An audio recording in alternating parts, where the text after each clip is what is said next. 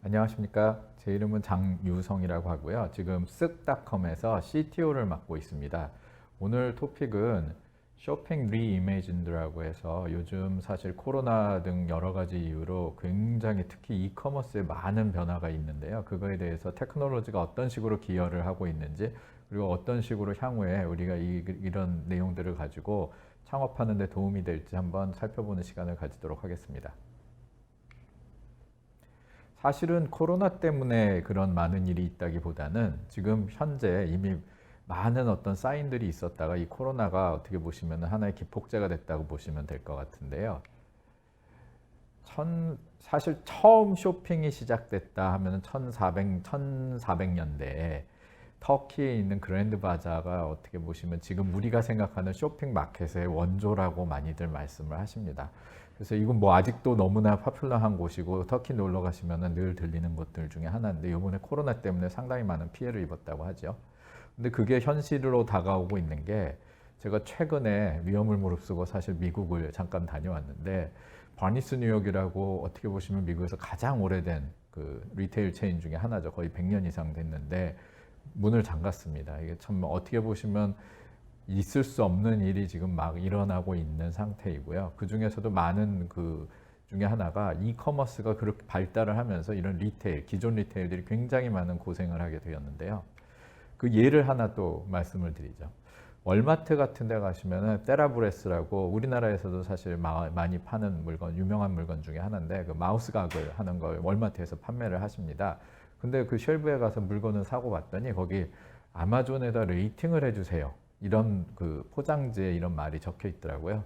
사실 한 1, 2년 전만 하더라도 아마존에 월마트에 파는 물건을 아마존에서 리뷰를 해달라고 하는 그 마케팅을 한다는 거는 참 있을 수 없는 일이었는데 이제는 이게 참 일상화가 돼가고 있는 것 같고요.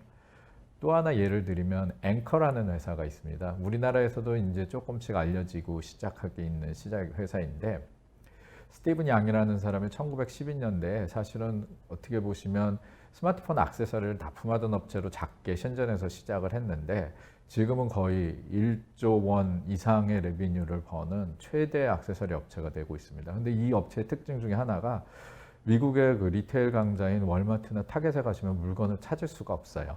얘네들은 그 마켓의 진입 초기부터 사실 아마존에서 그다음 구글에서 마케팅 같은 걸 하셨던 분들을 모셔서 자기네들의 전략은 아마존의 플랫폼을 이용해서 물건을 판다. 전혀 기존의 그런 리테일 스토어라든지 뭐 영어로 표현하자면 브릭앤모터 스토어, 그리고 오프라인 스토어에서는 전혀 판매를 하지 않는다는 걸로 포커싱을 하셨고 집중적으로 포커싱을 하는 게 사실은 아마존에서 사람들이 어떤 식으로 리뷰를 쓰고 거기다 점수를 어떻게 올려야 되는지에 대해서 많은 신경을 써서 결국은 기존 그 액세서리 시장의 강자들을 다 물리치고 올해 거의 액세서리에서 1위를 하게 되는 그런 업체입니다. 사실 많은 것이 바뀌고 있는 상태이고요. 제가 일하고 있는 쓱닷컴에서도 그런 시그널이 많이 보이는데 힌트를 조금 드리면 온라인에서 전통적으로 가장 그 사기 곤란해 하셨던 것 중에 하나가 고기 그 축산품입니다. 소고기, 돼지고기. 사실 직접 장소에 가서 그 느낌을 보고 물건을 봐야 되는데 코로나 덕분이기도 하지만 사실 그 이전 트렌드 때문에 올해 안에 거의 20% 이상의 급성장을 보이고 있고요. 그다음 또 하나 특별한 그 제품이 하나 생겼죠. 그래서 HMR이라고 해서 Home Meal Replacement라고 해서 어떻게 우리는 보통 이제 밀키트라는 말을 많이 쓰시는데 이전에는 사실 가성비가 굉장히 좋지 않은 제품으로 알려져 있어서 양은 적고 대신 가격은 비싸서 뭐 파퓰러하긴 했지만 젊은 층에서 특히나 그냥 어떻게 보시면은 배달 대용품으로만 자라나던 식품이었다가 지금 2020년에는 거의 7조 원 이상의 마켓으로 성장을 할 가능성을 보이고 있는 어떻게 보면 지금 이 틈새 시장을 타고 들어가서 특히나 코로나 때문에 집에 혼자 계시면서 밖에 나가지 못하고 그다음에 1인 가족이 늘어난 그 틈새 시장을 잘 접목시킨 그런 제품이 크게 성장을 하고 있고요. 그다음에 이런 전반적 트렌드를 보시면은 사실 아까 그랜드 바자처럼 그 오프라인에서 여러 업체들이 경쟁한다기보다는 너무나 많은 업체들이 저희 쓱닷컴을 포함해서 다양한 업체들이 온라인에서 사용자들의 이 쇼핑을 잡기 위해서 너무나 많은 경쟁을 하고 계시고 그 경쟁의 그 뒤쪽 단에는 정말 크게 어떻게 보시면 기술, 데이터 여러 가지 이노베이션들이 일어나면서 사실 많은 경우에 지금 보여드리고 있는 업체들의 반 이상은 스타트업이고 그 스타트업 중에 그 또 반 이상은 이미 유니콘이라고 1조 원 이상의 매출을 바라보고 있는 그런 큰 업체로 지금 성장하고 있습니다.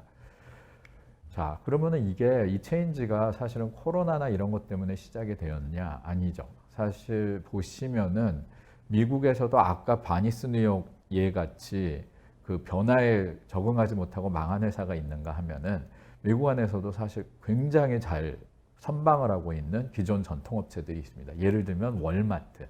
월마트는 아시다시피 2007년 정도부터 월마트 랩스라고, 사실 월마트 랩스가 직접 세운 회사는 아니고요. 코스믹스라고 원래 버티컬 서칭, 특별한 도메인의 그 검색 엔진을 만들던 회사를 월마트가 인수를 하면서 그 중심으로 데이터 중심의 조직을 키웠고요. 아시다시피 실리콘밸리에서는 사실 월마트 랩스 하면 그 위상이 굉장히 높을 뿐더러 그 성장하는 과정에 다양한 업체들, 데이터톡스나 AI 같은 업체들을 흡수를 하면서 명실상부 진짜 데이터와 테크놀로지의 메카 같은 포지셔닝을 하고 있고요.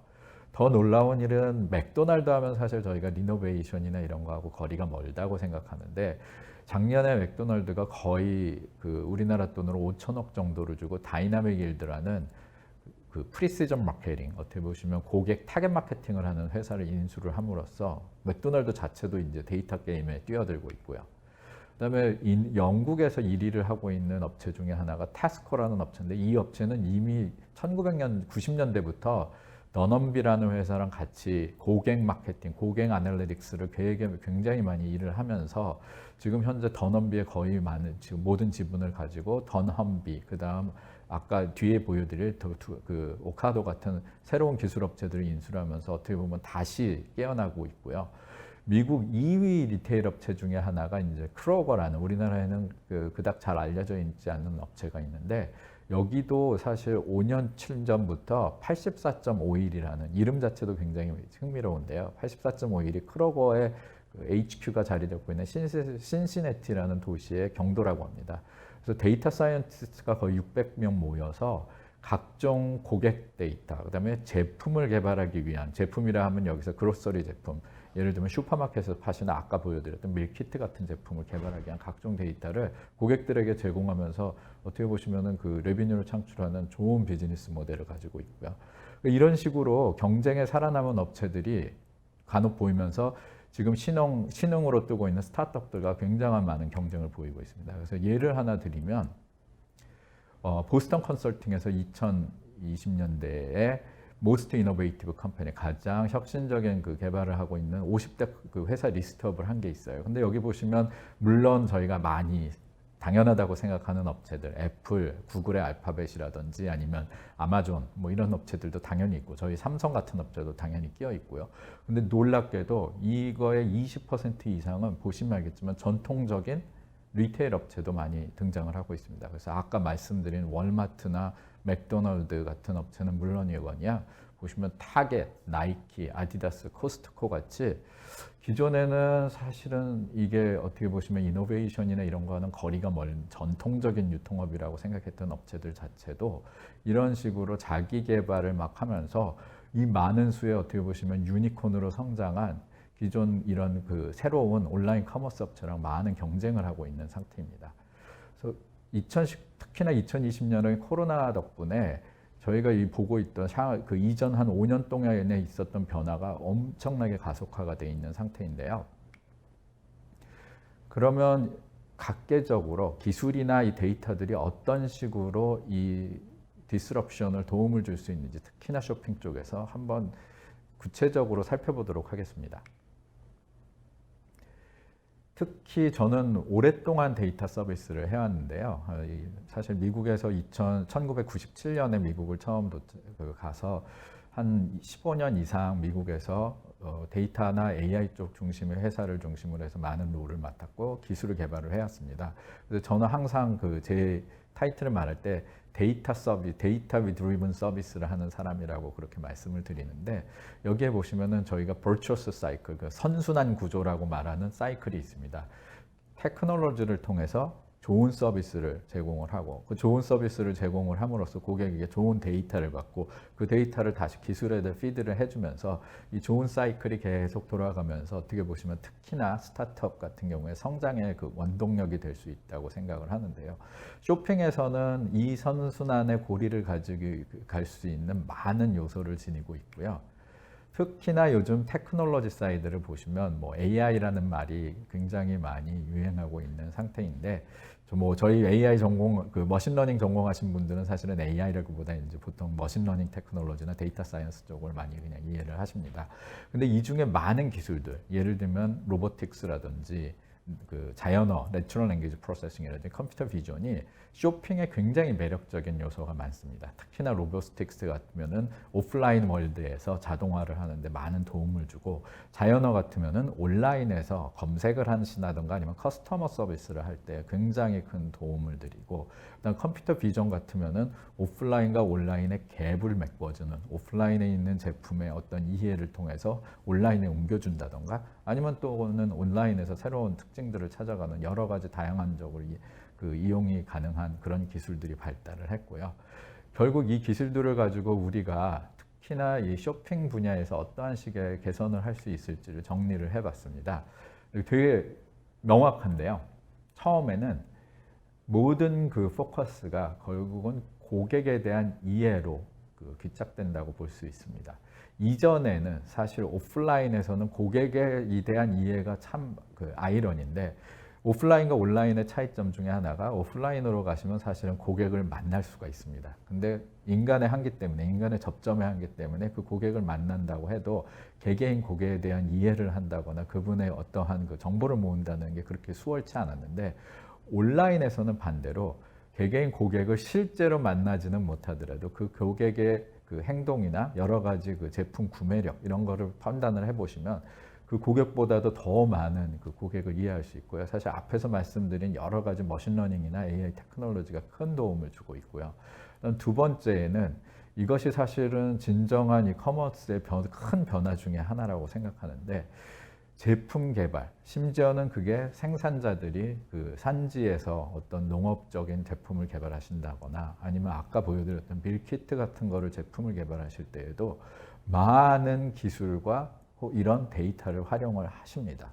요즘 같으면 밀키트 같은 경우에는 라이프 사이클이라고 그러는데 그것이 보통 가게에 그게 물건이 나가서 고객들의 반응을 보고 하는 사이클 자체가 기존에 비해서 굉장히 짧습니다. 그렇기 때문에 고객에 대한 정보, 그 다음에 그 물건이 얼마나 잘 팔렸는지에 대한 거의 실시간 정보 같은 거를 많이 가지면 가질수록 이노베이션이 커지고요. 그 다음에 마지막으로 아주 좋은 이 특히나 쇼핑 쪽에 가장 그 좋은 그 기술이 도움을 줄 수 있는 것 중에 하나가 프로세스입니다. 원천적으로 쇼핑을 온라인에서 하시더라도 컨텐츠를 소비하시는 것과는 달리 어떤 형태로든 아까 말씀드린 프로덕트가 사용자에게 전달이 되어야 하는데 그 전달의 프로세스가 보통 로지스틱스라고 많이 부르죠. 아직 그렇게 많이 발달은 했는데 아직 굉장히 발달의 여지가 많고요. 정말 이 프로세스에서 여러 가지 기술들이 도움을 준다면은 어떻게 보시면은 새로 지금 일어나고 있는 이 빠른 변화에 더 추가된 굉장히 더 큰 디스럽트를 만들 수 있다고 생각되고요. 물론 스타트업으로서 창업을 하는 입장으로서 이거의 가장 베네핏 중에 하나는 기존의 업체들, 사실 쓱도 그 신세계 그룹에 속해 있는 그 입장에서 어떻게 보시면 그 배기지를 좀 갖고 있는데 기존의 업체들이 빨리 움직이지 못하는 것을 사실 스타트업들은 여러 가지를 이해하고 제품을 만들고 딜리버리하는 프로세스를 개선하고 그 시도를 실패를 거듭하면서도 많이 빨리 그 계속 반복함으로써 어떻게 보시면 새로운 정말 디스럽티브한 쇼핑을 이룰 수 있다고 생각을 하고요. 그리고 구체적으로 요 하나하나 아이템들을 제가 예제를 중심으로 해서 보여드리면서 한번 살펴보도록 하겠습니다.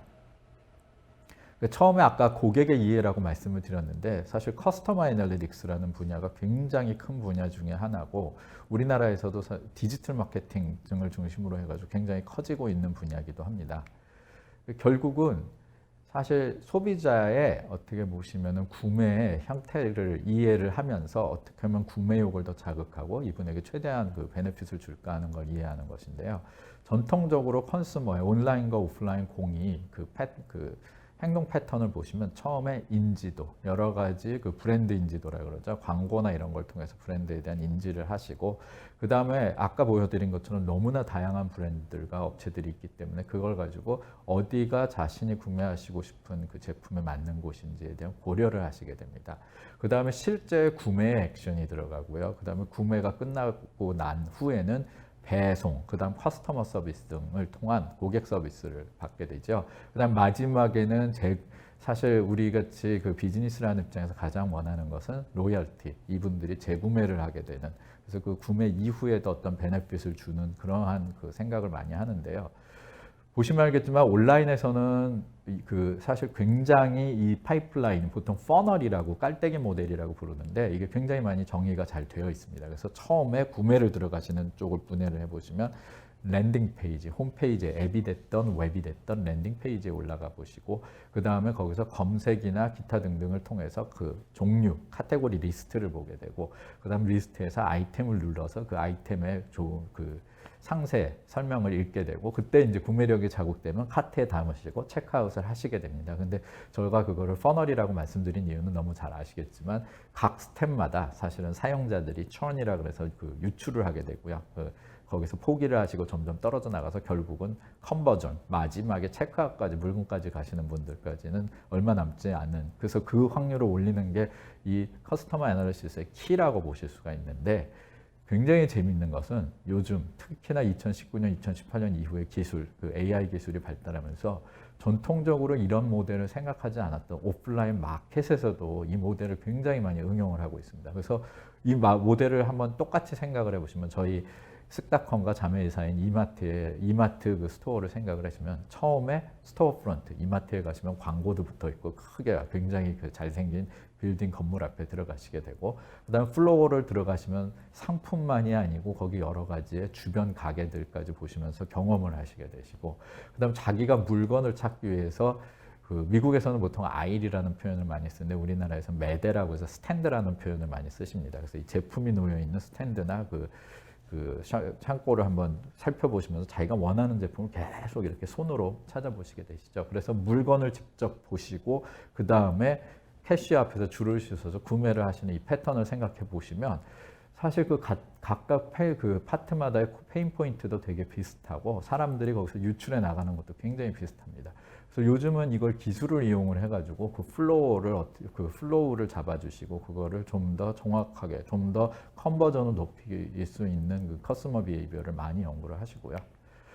그다음 지금 이거 모델은 멀티 디멘셔널 클러스터링이라 그래서 어떻게 보시면 고차원의 이렇게 클러스터링을 한 그 대표적인 예를 하나 보여드리는 건데요. 제가 이거를 보여드리는 이유는, 이런 고객을 접근을 하시고 아까 로열티까지 하시면 이제 결국은 광고를 많이 하게 되십니다. 고객에게 그 다음번에는 어떤 걸 구매하십시오, 이 고객이 원하는 제품을 어떻게 할인을 해주면서 보여드리고. 근데 전통적인 마케팅에서는 굉장히 많이 쓰시던 방법이 있습니다. 예를 들면 뭐 1인 가족, 30대, 20대 1인 가족은 어떤 제품을 좋아해. 아니면 5월 달에는 아동의 달이기, 그 가족의 달이기 때문에 아동용품이나 이런 것을 많이 세일즈를 하시고. 근데 요즘 마케팅에서는 사실 그런, 어떻게 보시면 데모그래픽 마케팅이라고 많이 그러는데, 그거를 뛰어넘어서 사실 그 20대, 30대 1인 고객이 중요한 게 아니고 그분들의 특정한 생활 패턴이 중요한 거죠. 그리고 그거는 요즘은 특히나 나이를 넘어가서는 경우가 굉장히 많기 때문에, 이런 것들을, 이런 구매하는 고객들이 어떤 식으로 운집이 되겠느냐 클러스터링을 통해 보시면은 굉장히 복잡하고 사실은 사람 눈으로 볼 수 없는 그런 경우가 굉장히 많고요. 그렇기 때문에 아까 말씀드린 머신러닝 기술이나 큰 데이터들의 그 중요성이 좀 더 하이라이트가 됩니다. 이거는 그 들로이시라는 회사에서 제공을 하는, 사실 이걸 제공하는 보는 업체가 음식을 만드는, 음식 제품을 만들어서 판매를 하시는 업체들이 사용하는 아까 말씀드린 그 제품을 개발하기 위한 대시보드라고 보시면 되는데요. 보통 그 업계에서 많이 쓰는 말은 FMCG라는 말을 많이 씁니다. 그래서 Fast Moving Consumer Goods이라 그래서 굉장히 빠르게 만들어야 되는 사용자 제품들을 말씀을 드리는데, 보시면 알겠지만 그냥 음식 만드는, 음식 그 식자재나 아니면 그 아까 보여드린 HMR 같은 거 만드는 회사들도 다양한 데이터를 거의 실시간으로 보시면서 그것이 마케팅이 됐던 아니면 로지스틱스가 됐던 혹은 그 재료를 구매하는 거가 됐던 이런 많은 다양한 데이터를 바로바로 즉시 이용하고 계십니다. 그래서 이 고객의 데이터를 통하고 그다음에 그 위에다 기술을 얹혀서 어떻게 보시면 결국 궁극적으로는 마케팅이라고 보실 수가 있는데 이게 변화하는 방향을 보시면 결국 처음에는 굉장히 많은 데이터를 가지고 아까 말씀드렸던 데모그래픽 마케팅 이런 식으로 특정 그 사람들의 군을 집단으로 하는 거의 마케팅에서 떠나서 이제는 비헤이비어럴 마케팅, 비헤이비어럴 마케팅이라 하면 특정하게 나이대나 성별을 떠나 그 구매 패턴을 찾아서 그걸 그룹핑 해주는, 클러스터링 해주는 그런 마케팅을 많이 하게 되고요. 심지어는 지금부터 점점 더 발달해져 나가는 분야는 프리딕티브 마케팅. 이분이 직접 현재 구매를 한 패턴을 가지고 실제로 그 이후에 패턴이 어떻게 변할 것인지 혹은 그 구매 패턴이 어떤 식으로 성장을 할 것인지를 보는 그런 마케팅도 지금 굉장히 활발하게 이루어지고 있고요. 거기다 더 기술이 입혀지면 인텐트 베이스드 마케팅은 굉장히 그 최신 언어 중에 하나인데 컨텍스트를 이해하는 것. 사실 사람이 구매 패턴이 일정하더라도 그 주변의 컨텍스트, 자기가 있는 상황이나 이런 거에 따라서 또 구매율이 달라지거든요. 그래서 특히나 온라인과 오프라인을 겸비했을 때 인텐트 베이스드 마케팅이 요즘 그 아까 말씀드린 데이터와 머신러닝을 통한 기술을 결부해서 굉장히 그 첨단적인 마케팅 기술로 각광을 받고 있고요. 물론 이거를 하고 있는 다양한 회사들이 지금 이미 존재하고 있고 아직도 포텐셜에는 굉장히 큰 마켓이라고 보여집니다. 두 번째는 제가 일부러 로지스틱스를 집어넣는데요. 사실 로지스틱스라는 게 디스럽티브하게 일을 하기가 가장 힘든 분야 중에 하나입니다. 작년에 제가 SK텔레콤에서 그 택시, 그 티맵 택시를 맡으면서 하나 느낀 것 중에 하나가 오프라인에서 어떤 식의 운수가 됐던 배송이 됐던 사람들을 부리면서 이 여러 가지 일을 해야 된다는 것, 그 다음에 교통이나 이런 오프라인 문제가 결부되었을 때는 굉장히 힘든 비즈니스라는 걸 깨달았는데요. 사실 쓱닷컴의 경우에도 여기 보여드리는 것처럼 저희가 네오는 굉장히 자동화가 많이 된 물류센터고 김포에 자리 잡고 있습니다. 여기 보시면은 알겠지만 그 뒤에 있는 창고 자체가 완전히 로봇이 자동화가 돼서 물건을 피킹을 하고 그걸 고객의 바구니에 담는 시스템을 갖추고 있고요. 그 다음에 요거는 보다는 스케일이 작은 약간 하이브리드 모델. 그래서 이마트 청계점에 가시면은 이거는 실제로 보실 수가 있고요. EOS라고 그래서 아까 그 네오의 모델보다는 작은 스케일의 자동화가 된 모델이지만 고객이 직접 피킹을 할 수 있는 그러한 모델을 가지고 있습니다.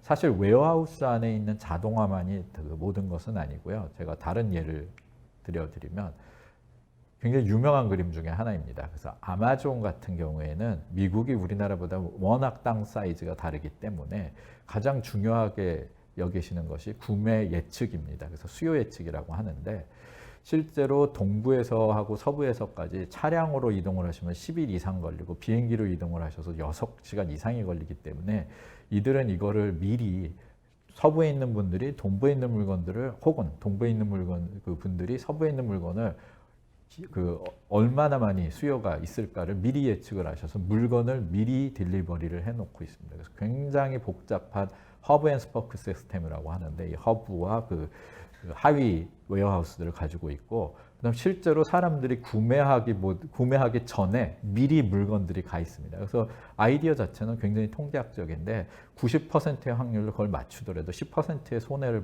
보다고 하더라도 고객들에게 더 빨리 딜리버리를 아마존 프라임이라고 해서 요즘은 거의 그 세임데이 딜리버리까지 하고 있는데 이런 식의 그 빠른 딜리버리를 해서 경쟁력을 갖추고 나가고 고객을 만족시키는 것에 비해서 그 10%의 손해는 어떻게 보시면 계산된 손해죠.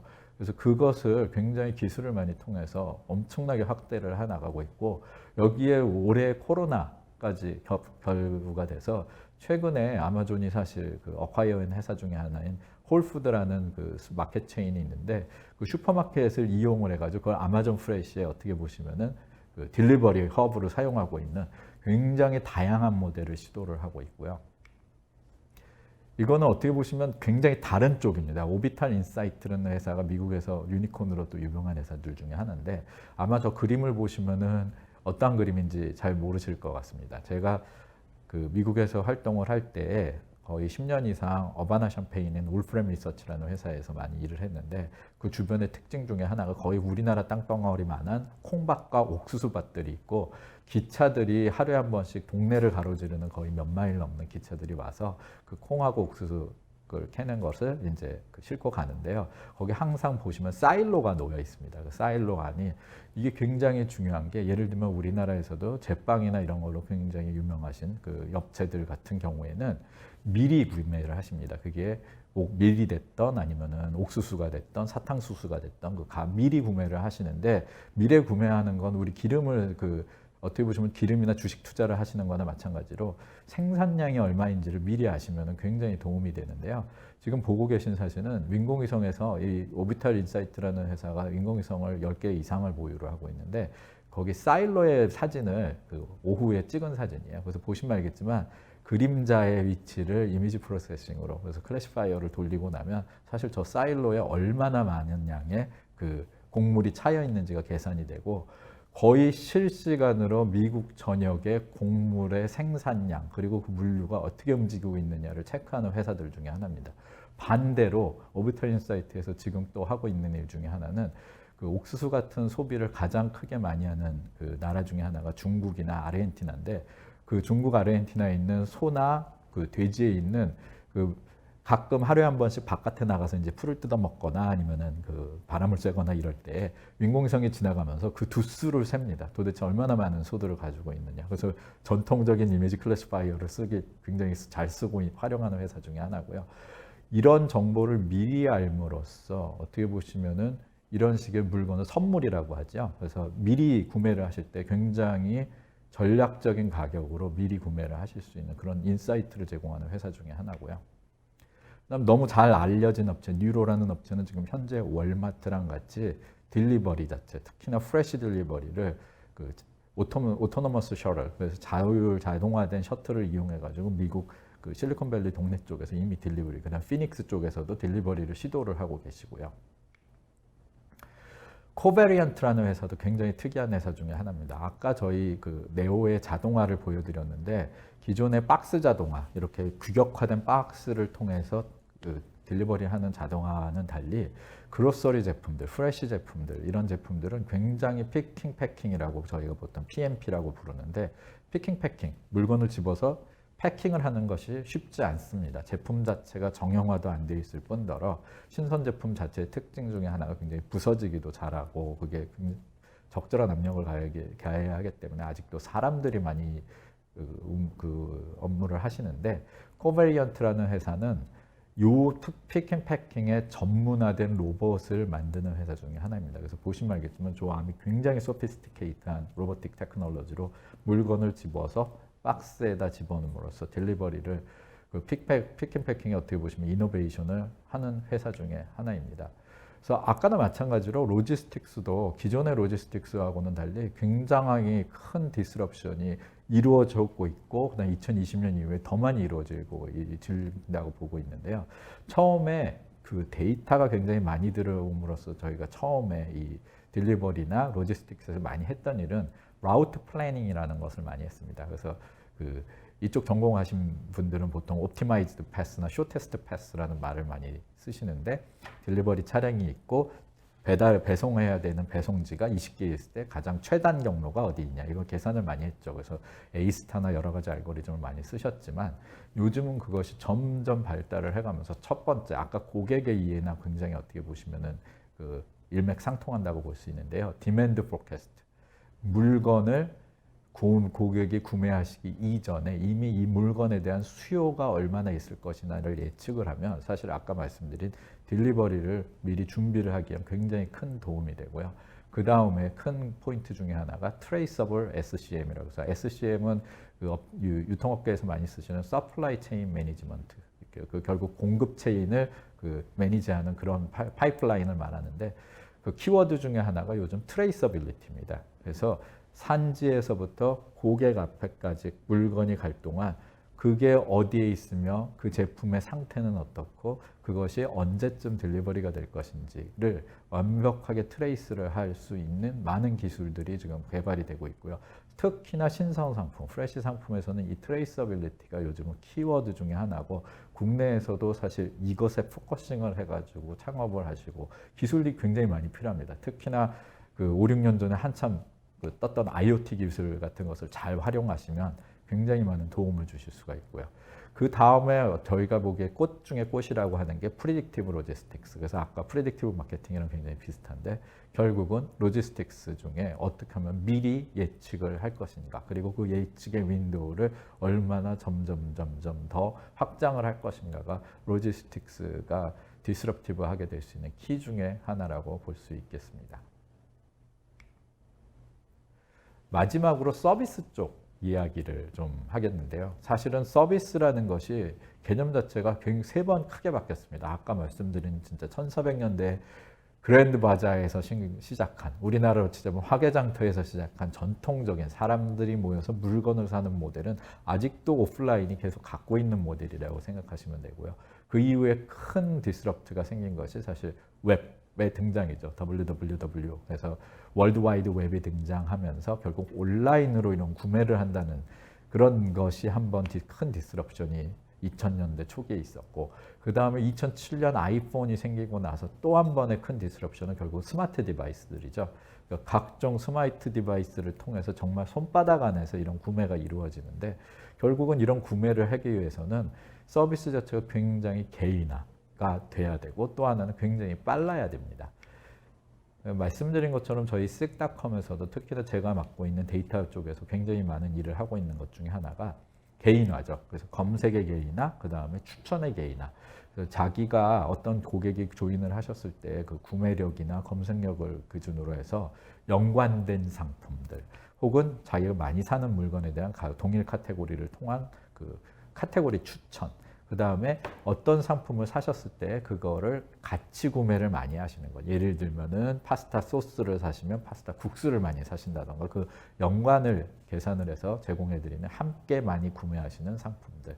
그 다음에 또 하나는 업셀링이라고 해서 이런 상품은 어떠세요라고 저희는 제공을 하고 있는데, 제가 예를 들면 샐러드 제품을 사고 있으면 이분은 베지터블이나 이런 베지터리안에 가까울 수도 있다는 판단이 쓰면은 그거에 관련된 제품을 또 제공을 해준다든지. 그래서 다양한 어떻게 보시면 기능을 제공을 함으로써 놀랍게도 그 이전에 마케팅을 그냥 전통적인 마케팅, 사람이 하는 고객 마케팅을 통해서 했던 저희 컨버전 레이시라고 하는데, 그래서 이 사람들이 광고를 보고 실제 구매에 들어가는 게 10% 정도였다고 보면, 여기서는 이런 거를 통해서 거의 2배, 3배 이상의 구매력을 자극하는 거를 저희가 데이터로 확인을 할 수가 있었고요. 그 다음에 프레시 제품을 사고 나니까 정말 기술이, 여기는 정말 브레이크스루가 굉장히 많이 필요한 분야라고 생각을 하는데, 고객들이 기존에는 스토어에, 이마트에 가셔서 신선한 제품들을 본인이 직접, 사실 어떻게 보시면은 본인이 휴먼 디텍터가 되는 거죠. 그래서 휴먼 러닝으로, 휴먼 디텍터로 물건을 좋은 거를 구매를 하게 되시는데, 온라인에서는 그럴 수가 없습니다. 자기가 사는 제품을 실제로 보실 수도 없고. 그런데 그럼에도 불구하고 저희는 빨리 배송을 시켜드리고, 많은 경우에 이 신선도라는 거, 예를 들면은 뭐 제품에 곰팡이가 슬었다던가 아니면 냉해를 입었다던가 여러 가지 이슈로 반품을 하시는 경우가 굉장히 많아요. 그래서 여기서 이 프로세스를 이해를 하고 보니까 큰 결정적인 문제 중에 하나가, 신선하다는 것을 저희가 한 번도 퀄티파이를 한 적이 없습니다. 그러니까 신선이라는 것을 수치화를 한 적이 없어요. 얼마나 신선한 것인가, 과연 신선한 것이 무엇이라는가. 그거를 늘 오프라인에서는 고객이 직접 하셨기 때문에 개개인만의 신선도의 기준들 다르시고 하기 때문에 그런 식으로 해왔던 거를 지금 온라인으로 옮겨주면서 저희가 이제서는 퀀티파이를 하자, 데이터를 쌓고, 두 번째는 머신러닝이나 다각종 기술을 통해서 신선도라는 것을 어떻게 보시면 고객이 원하는 신선도를 매칭을 하자, 이런 아이디어를 갖고 여러 가지 지금 리서칭을 하고 있고요. 그래서 한 가지는 NIR 베이스 신선도 체킹이라고 해서 Near Infrared라고 해서 인프라레드에 가까운, 적외선에 가까운 광선을 조사를 하시면은 특히나 과일이나 제품 중에 색상이 굉장히 두드러집니다. 예를 들면 과일 같은 경우에 신선하지 않은 색상은 인프라레드를 받았을 때 변화율이 굉장히 크고요. 그래서 그런 걸 통해서 비파괴적으로 이 제품이 신선하신지 아닌지를 굉장히 고속으로 판단을 할 수가 있고요. 그다음 파괴 검사 중에 하나는 eNose라 그래서 어떻게 보면 케미칼 미터죠. 주로 암모니아 같은 그 성분을 체크를 하는데요. 제품을 포장을 여시고 거기다 이 eNose가 들어가가지고 특히 고기 제품 같은 경우에 이게 정말로 상했는지 안 하는지 이런 샘플 조사하는데 굉장히 도움이 많이 되고, 그다음 요즘 또 뜨고 있는 것은 이미지 프로세싱 기술이 워낙 발달을 많이 했기 때문에 고기 같은 경우에는 사보신 분은 아시겠지만 시간이 지나면 벌건색에서 점점 더 피가 산화되면서 어두운 색으로 바뀌잖아요. 그래서 이 색상의 변화를 그 딥러닝을 통한 이미지 클래시파이어를 통해서 클래시파잉을 할 수가 있습니다. 그래서 이런 식의 이쪽은 아직 그 디텍션을 완벽하게 해가지고 걸러내자는 위주보다는 데이터를 쌓자는 그 굉장히 포인트가 크고요. 그래서 이런 식의 많은 에포트가 되어 있고 국내외적으로 사실 이쪽에 진출하시는 그 많은 업계들도 있는 상태이고요. 그 프레시 상품과는 달리 또 하나 요즘 굉장히 코로나 덕분에 뜨고 있는 곳이 있는데요. 두 가지입니다. 하나는 패션, 그 다음에 뷰티라 그래서 화장품 제품들. 전통적으로 화장품은 사실 많이 가게에 가서 트라이얼을 해보시고 옷도 한번 입어보고 이래야 되는데 이미 패션 같은 경우에는 온라인으로 특히 젊은 층을 중심으로 많이 옮겨진 상태고요. 아까 보여드린 많은 업체 중에 이미 패션을 다루고 있는 업체들이 계시고, 뷰티 같은 경우에는 올해 거의 폭발을 했습니다. 그래서 전통적으로 백화점에서 많이 사시던 혹은 그런 뷰티 전문관에서 많이 사시던 제품들을 온라인 구매를 많이 하시게 되고요. 근데 사실은 뷰티 제품 같은 경우에 특히나 색상이나 이런 민감도가 있어서 자기의 트라이를 한번 해보시고 그게 어떻게 입히는지 보고 싶으신 그 경우가 굉장히 많고, 저희가 테스팅하고 있는 기술 중에 뭐 겐을 이용한 어떻게 보면 뷰티겐이라고 해서 자기한테 메이크업 하는 거를 직접 시도를 해본다던가, 아니면은 새로운 그 페이스북에서 개발한 새로운 기술 중에 하나가 그냥 자기 몸을 스캔하고 나면 그걸 3차원으로 역시 포인트 클라우드를 직접 3차원 메쉬로 바꾼 후에 옷 같은 걸 트라이해 볼 수 있는 그런 기술도 나오고 있고요. 그래서 기술이 결국은 오프라인에서 했던 경험을 온라인에서 다 해줄 수 있는 그런 갭을 메꿔주는 그러한 많은 기술들이 개발되고 있다고 보시면 되겠습니다. 또 하나는 커스터머 서비스인데요. 저는 사실 이 커스터머 서비스, 자연어 분석이나 챗봇 같은 비즈니스를 굉장히 오래 했기 때문에 익숙한 분야이기도 하고요. 요즘 사실 많은 고객을 상대하는 쇼핑업체라든지 금융업체에서 챗봇이라는 걸 많이 등장을 시키죠. 근데 챗봇이 이게 아직은 내추럴 랭귀지 기술, 그다음 특히나 채링 기술이라는 게 사람과 굉장히 자연스럽게 얘기할 수 있는 기술 정도의 레벨은 아니지만 많은 경우에 단순 업무들, 특히나 이쪽 커머스 쪽에서 많이 받는 퀘스천 중에 하나는 내 물건이 어디 있어? 그 다음에 물건은 언제 와? 그 다음에 반품은 어떻게 해? 이 정도의 기본적인 기술은 지금 충분히 챗봇을 통해 가지고 사람의 부담을 덜어주면서 저희가 다양한 서비스를 제공을 해주고 있습니다. 그래서 커스터머 서비스 쪽이 사실 아까 마케팅이나 로지스틱처럼 굉장히 이 데이터부터 커스터머 서비스까지의 파이프라인이 어떻게 발전이 되고 있는지가 보기가 좋은데요. 처음에는 커스터머 서비스의 그냥 매니지먼트, 많은 그런 어떻게 보시면 커스터머 서비스 에이전트들, 그런 그 고객 상담원들을 매니지하기 위한 기술로 시작했던 것이 그 다음에는 발전했던 게 2000년대, 1900년대 말 2000년대 초에 콜 라우팅, 그래서 각 질문들의 키워드를 축출을 하셔서 이거는 제품의 문의, 이것은 아니면 뭐 다른 것에 대한 문의, 이런 걸 라우팅을 해주시는 기술. 그 다음에 점점 2000년도 이제 2010년도 지나가면서 딥러닝 통한 그 자연어 기술이나 챗봇 기술이 발달하면서 했던 것이 이제 CS 오토메이션, 자동화 기술들이 많이 등장을 하게 됐고요. 울티메트, 여기서 진짜 진정한 골 중에 하나는 이제 막 초창기라고 생각되는 컨버세이셔널 커머스라는 건데요.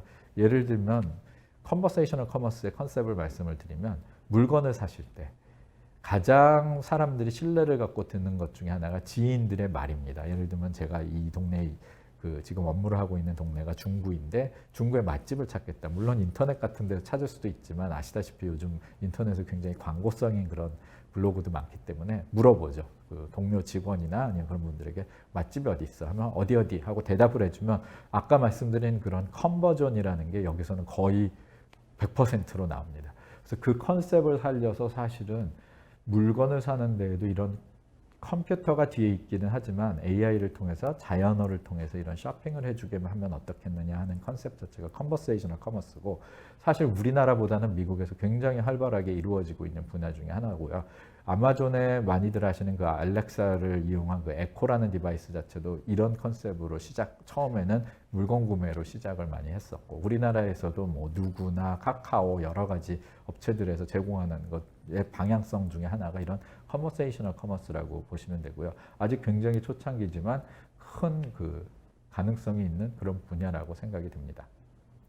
여러 가지 이런 기술들이 특히나 데이터를 통한 기술들이 어떻게 도움을 주실 수 있고 그 다음에 이 도움을 통해서 사실 그게 창업이 됐던 기존 업체가 됐던 아니면 투자하는 입장이 됐던 어떤 식의 포인트를 봐야 될지를 제가 간략하게 설명해 드렸는데요.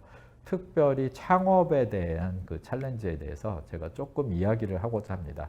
저도 그 미국에서 오래 일을 하다가 삼성의 잠깐 삼성 헬스팀을 맡아서 한 3년 정도 근무를 하고 그 이후에 실리콘밸리에 다시 돌아가서 AI 기술을 하는 업체를 창업을 했습니다. 그래서 한 3년 정도 정말 많은 고생을 하고 업체를 운영을 하다가 그거를 이제 코파운더한테 넘겨주고 저는 지분을 가진 상태에서 한국 회사에서 이제 다시 이렇게 업무를 하기 시작을 하게 됐는데 그 중에 크게 느낀 것 중에 하나가 있습니다. 짧은 기간이었지만 처음 제가 큰 대기업 혹은 그 이전에 미국에서 그래도 스타트업은 아니었지만 좀 건실한 기업에서 일을 하면서 굉장히 높은 포지션까지 올라갔다가 창업을 하러 나갔을 때 느낌 중에 하나가 딱 이거였습니다.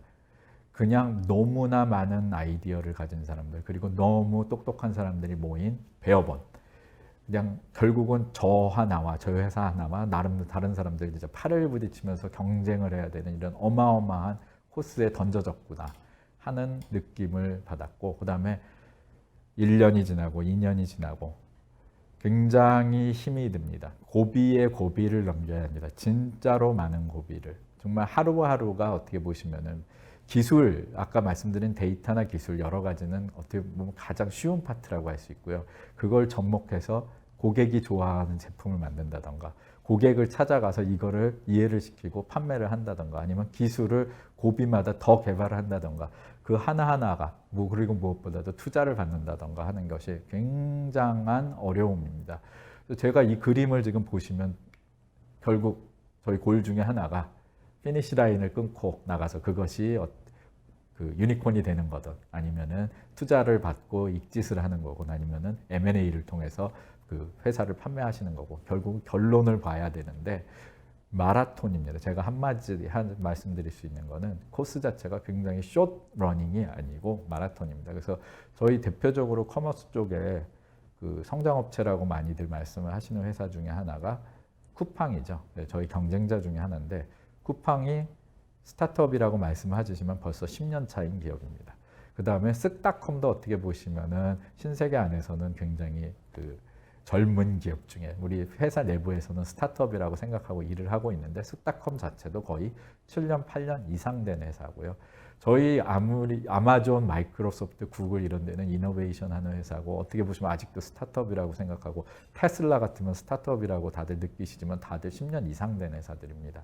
이 말씀을 드리는 이유는 기술을 가지고 좋은 서비스를 제공하고 그 다음에 데이터를 얻어서 그 데이터를 가지고 선순환이 되면서 고객을 확장하고 비즈니스를 키우는 모델을 가져가실 때 가장 중요한 것 중에 하나가 빠르지 않다. 마라톤이라고 생각을 하시고 아까 변화나 개발이나 어떻게 보시면은 비즈니스 방향성은 끊임없이 빨리 추구를 하시되 전체 게임 자체는 마라톤이라고 생각을 하시고 굉장히 인내심을 가지고 꿋꿋이 가시면 이 화면에 있는 것처럼 피니시 라인까지 결국 도달하는 그러한 창업이 되실 수 있다고 생각이 듭니다. 오늘 좀 도움이 되셨으면 좋겠고요. 그 카이스트 테크데이에 한 번 더 축하드리면서 여기서 마치기로 하겠습니다. 감사합니다.